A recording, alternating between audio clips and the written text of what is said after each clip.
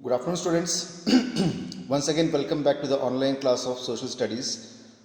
In our last videos, 2-3 videos, we have seen about French Revolution. So we'll just briefly revisit the topics. First was we had seen an incident which happened in Paris. It was 14 July 1789. It was the people destroyed the Bastille, which was a fortress prison. Now then we had seen that what was the social structure at that time. When France was a monarchy, the society structure was divided into 3 estates: first, second, and third. First estate comprised of almost 1% of population, which was clergy and leaders of the church.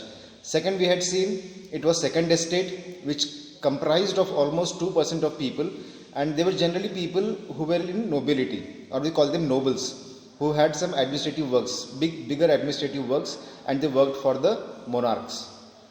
And then we had the major portion, 97% of people were constituting or comprising of the third estate.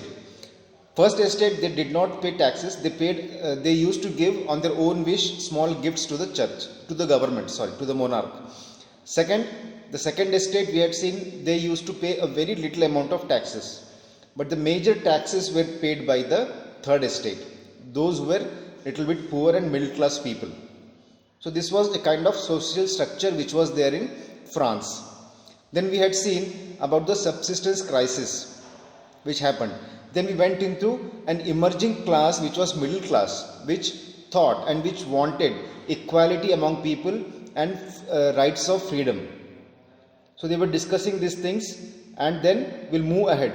Because of all these factors, what came? It was the outbreak of the revolution. Now from here onwards, we will start the real French Revolution. Whatever earlier we had seen, they were the factors which were responsible for this event, that is French Revolution. Now we'll go to see this French Revolution. Fine. Okay, so what happened? Now before this, I will just like to tell you one more thing, that in the National Assembly, like we have National Assembly, monarch also had an assembly in which most of the people were from first and second estate, and only 30% representation was of third estate. So now see the the irony in this. On one side, 70% people are in third estate. On other side, in the National Assembly, only 30% people are in National Assembly. So I'll just rephrase this. Only 30% of people were representing third state in the National Assembly. But on the other hand, 98% of people were third estate in France. So what these people wanted? The equal number of representation. The citizens which were in third estate, they wanted equal percentage of representation, which was denied by the monarch as well as the first two states. So then they declared that they declared themselves a National Assembly, that we are a National Assembly. Now in that assembly there was a small court, a small tennis court. So they gathered there, and then they took an oath. Oath means they took a pledge that until and unless we make a constitution for the France, we will not move from here, we will not disperse from here, we will be here. So this incident is also called as tennis court oath. This is just for extra information. It is also called as tennis court oath because they took the oath in a tennis court. So it is also called as tennis court oath. Understood? So after this outbreak of revolution, it started with the people of third estate came together and they took an oath that we will make a constitution for France. Then only we will leave this place. Then we will get dispersed. Also during the same time, on the other side, what was happening? It was a very severe winter. It was very cold at that time, and because of the severe winter, there was a bad harvest. So now we had seen in subsistence crisis, if there is bad harvest, so the prices of food grains will grow up. It will become very costly, and also the availability of the food grains will be less. So what happened at that time? The another situation was a severe winter had meant a bad harvest. The price of bread rose. Often bakers exploited the situation and hoarded supplies. Hoarded means they kept aside. They accumulated that bread and they kept aside. It was not for sale. because if there is scarcity of the product, the price will go up. So they used to do what we say as black marketing. So often the bakers were exploiting the situation. So what happened generally, after spending long time in a queue, some people would not get the bread also. So that also created an angry. Now try to see here, the people who were in National Assembly, they were also angry. They took a oath. People also, because of this higher prices of bread and non-availability of bread, they also got angry. So these two major situations again led to, now connect to the first slide which we had seen. It went to the destroying of Basileia. Okay?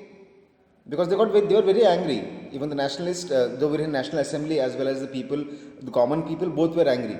So at the same time, the king ordered troops to move into Paris. On July 14, the agitated crowd stormed and destroyed the Basileia. So now here, this last line, I think you have read this. Where you have read this, this was the first line we discussed in this chapter, French Revolution. So now we are going to the exact what happened in French Revolution. Okay, so this where did this happen? Where was the prison Basileia? It was in Paris. It was in a city. On the same time, on the countryside, there were certain issues. What happened in countryside? In countryside, there was a rumor that many goons are coming, brigands of these people are coming, those who will destroy their harvest. So these people the peasants got angry. Then they took the hose and pitchforks and they went to Chattox. We'll see this so that you can understand this. In the countryside, rumors spread from village to village that lords of the manor. Now, what is manor? Suppose there is a noble person. He has some 1,000 acres of land. So here some peasants are working. Some part for one, some area for one peasant, for another, for another. So this all places belongs to one single person. So this is called as manor of that noble. And these nobles lived in a very nice villa. This villa was called as Chattox. We'll see this further. So what happened? What they did? This you have understood. So we'll go ahead now. The countryside rumors spread from village to village that lords of the manor, the noble people who are the owners of that land, big piece of land, they had bands of brigands, what we call in Hindi like gundas, or those kind of people, goons we can say in English. So who were on their way to destroy their ripe crops, caught in a frenzy of fear, because they were very scared that people come and they will destroy their ripe harvest. So what they did, the peasants in several districts, not in a particular place, but in several districts, they got the hose and pitchforks. You know, hose and pitchforks, they are the instruments they are used in the agriculture, and attacked Chattox. Chattox is nothing but a villa kind, a very lavish place where the nobility lived. And then they looted these places. They looted hoarded grain and burnt down documents containing records of manorial dues, because peasants were supposed to give dues to the nobility. They are called as manorial dues. So all that records were burnt. They whatever the food grains were stored there, they looted them. So because of this fear, many of the nobles who were there, they fled away from their homes and they went to some neighboring countries. They were not in France now. Okay, so now see we are seeing two parts of the French Revolution. One was happening in the city, where the National Assembly people took an oath. Also, the people in the streets were very angry, common people, because they were not getting breads. It was very high cost. Also, the availability was very less. So this was in city side. In the countryside, peasants were angry because there was a rumor that a band of brigands are coming and they will destroy their ripe harvest. So what they did, they attacked the Chattox, where the nobles lived. They looted the food grains as well as they burned the documents which had their records of manorial dues. And also the nobles had that, they also got very scared and they fled away from their place. Now because of this, it was a widespread thing. In cities also these things were happening, in countryside these things were happening. So Louis XVI, before that we'll see one more, we'll see this. What is the meaning of Chateau? Chateau means castle or stately residence belonging to king or nobleman, and manor, an estate consisting of the lord's land and his mansion. So this way this is the meaning of Chattox, which we can understand this. Fine. So because of all this situation, what happened? The monarch at that time, he was Louis XVI. He surrendered. He said that, okay, I'm ready. Faced with the power of his revolting subjects, Louis XVI finally accorded recognition to the National Assembly. He said, okay, we will form a National Assembly, and accepted the principle that now he alone will not have the absolute power, but his powers will be checked by a constitution. Making a constitution was important because if I am a monarch, I can take decision whatever I like. But if there is a constitution, then I have to work according to it. Now, what is a constitution? It is nothing but you can say it is a book or a set of rules which says or which lays down the principles how should I run the country. Now, being Prime Minister, he cannot take his own decisions. He should go according to the constitution. That you have a lot of things in your next year. You can know more about constitution next year. Okay, so what happened in 1789? Now this thing started from April and now it is August, 4th August 1789. The assembly passed a decree. Decree means it is nothing but a government order, you can say. Okay, decree abolishing the feudal system. Feudal system is one person will have a lot of land and many people, many peasants will work under him on those lands. That's called feudal system. So big people will have big lands and then their families will go on continuing with this land. So they abolished this feudal system and taxes also were abolished. Members of the clergy, those who were in first estate, members of the clergy too were forced to give up their privileges. They had privileges, many privileges, that they will not pay taxes. They will be only the children of clergy will be clergy. All those things were now abolished. Tithis, which is a kind of tax, was abolished, and lands owned by the church were confiscated. Confiscated means to snatch it from them forcefully. That is called confiscated. So as a result, because all this land was taken away by the government, as a result the government acquired assets. Assets means your property. Assets worth at least 2 billion livres.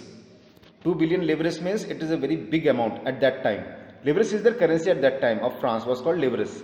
So this much of this currency they had taken into their own this thing. So this was the major event in French Revolution. First whatever we have discussed, it was the factors which were coming toward this. Because any revolution doesn't take place on one day. There are certain situations or circumstances which leads to a revolution. So earlier we had seen like the structure of society, the vision of middle class people, all these things were the kind of circumstances or it was situations. Now these are the situations which happened. National Assembly, price of bread, countryside what happened. Then the king said, okay, I am ready, I will be working under a constitution now. Then these things happened. So this is for now, this is for today. In next in next video we will see how France becomes a monarchical constitution or constitutional monarchy. So here what till now we had seen that the monarch surrendered towards the public and he said that I will work under a constitution. Now how this France became a constitutional monarchy, that we will see. Till now, even in the next video we will not see that France is a democracy. We are talking about constitutional monarchy. What it is, we will go in details in our next video. Thank you. Have a nice day.